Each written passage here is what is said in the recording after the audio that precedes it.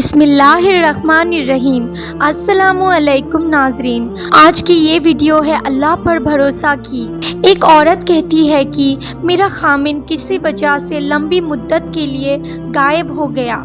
اس وقت میں ایک کم عمر بچی کی ماں بھی تھی، جبکہ میرا عمر باپ بھی میرے ساتھ رہتا تھا۔ ہماری غربت اور مفلسی اپنی امتحان کو تھی اور اکثر اوقات ہمارے گھر میں کھانے کے لیے کچھ بھی نہیں ہوتا تھا۔ اگر ہم دوپہر کو کچھ کھا بھی لیتے تو رات کو بھوکا سونا پڑتا تھا، پھر بھی ہم ہر حال میں اللہ کا شکر ادا کرتے تھے۔ ایک رات کو تو بھوک اور تلاش نے ہمارا وہ امتحان لیا جو اس سے پہلے کبھی نہیں لیا۔ میری بیٹی کو شدید بخار آ گیا۔ بچی کا بخار اتنا شدید تھا کہ مجھے اپنی اور اپنے والد کی بھوک بھول گئی۔ ایسی بے کشی اور لاچاری اس سے پہلے کبھی نہیں دیکھی۔ بے قراری کی حد بڑھی تو مجھے اللہ تبارک تعالیٰ کا خیال آ گیا کہ بھلا کون بے قرار کی التجا قبول کرتا ہے اور کون اس کی تکلیف کو دور کرتا ہے۔ جی ہاں، ہر قسم کی تکلیف، چاہے وہ بھوک کی ہو، بیماری کی ہو، غربت کی ہو یا پھر گناہوں کی۔ کون ہے اس ذات پاک کے سوا جو ان سب تکلیفوں کو دور کر سکتا ہے؟ یہ سب سوچ کر میں اٹھی اور جا کر وضو کیا۔ واپس آ کر بچی کے ماتھے پر پانی سے بھیگی ہوئی پٹی رکھی اور اللہ پاک کے سامنے نماز کے لیے کھڑی ہو گئی۔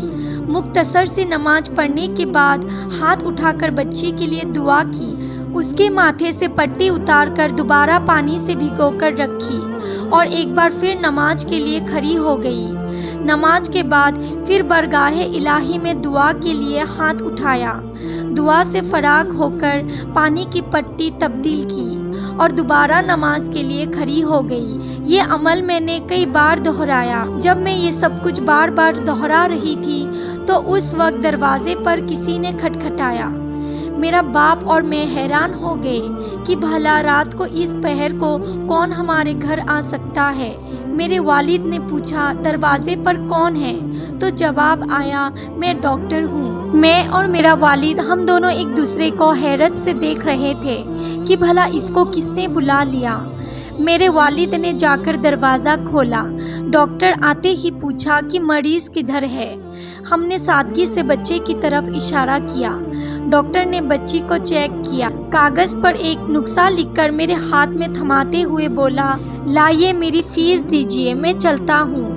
میں نے ڈاکٹر سے کہا، ہمارے پاس تو آپ کو دینے کے لیے کچھ بھی نہیں ہے، بلکہ ہمارے گھر میں تو کئی دنوں سے کھانا بھی نہیں ہے۔ میرا یہ جواب سنتے ہی ڈاکٹر غصے سے بولا، اگر دینے کے لیے فیس نہیں ہے تو مجھے آدھی رات کو فون کر کر کیوں بلایا؟ ڈاکٹر کے منہ سے ٹیلی فون کا سن کر مجھے لگا کہ شاید ڈاکٹر غلطی سے ہمارے گھر آ گیا ہے۔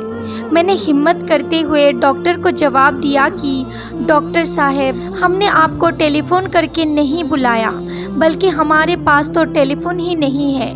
یہ سن کر ڈاکٹر نے مجھ سے پوچھا، کیا یہ فلانا شخص کا گھر نہیں ہے؟ میں نے جواب دیا کہ ڈاکٹر صاحب نہیں ہے، فلانا شخص ہمارا ہمسایہ ہے۔ یہ سن کر ڈاکٹر تھوڑا سا خاموش ہوا اور پھر ہمارے گھر سے نکل کر ہمارے ہمسائے کے گھر چلا گیا اور ہم شرمندگی سے خاموش بیٹھے رہے۔ تھوڑی دیر ہی گزری تھی کہ ڈاکٹر ایک بار پھر ہمارے گھر آ گیا۔ آنکھوں میں آنسو اور دھیمی ہوئی آواز میں بولا، اللہ کی قسم، تمہارے گھر سے اس وقت تک نہیں جاؤں گا جب تک تمہارا پورا قصہ نہیں سن لوں۔ میں نے ڈاکٹر کو اپنا پورا قصہ سنایا کہ کس طرح میں نے بچی کے ماتھے پر پانی کی پٹیاں رکھ رہی تھی اور اللہ پاک کے سامنے دعا مانگ رہی تھی۔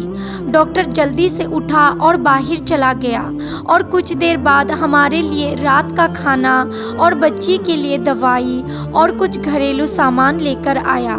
ساتھ ہی اس نے ہمیں بتایا کہ اس کی طرف سے ہر مہینے ایک تنخواہ ہمیں اس وقت تک ملتی رہے گی جب تک اللہ چاہے گا۔ تو ناظرین، یہ اللہ پر بھروسہ کرنے کی کہانی ہے۔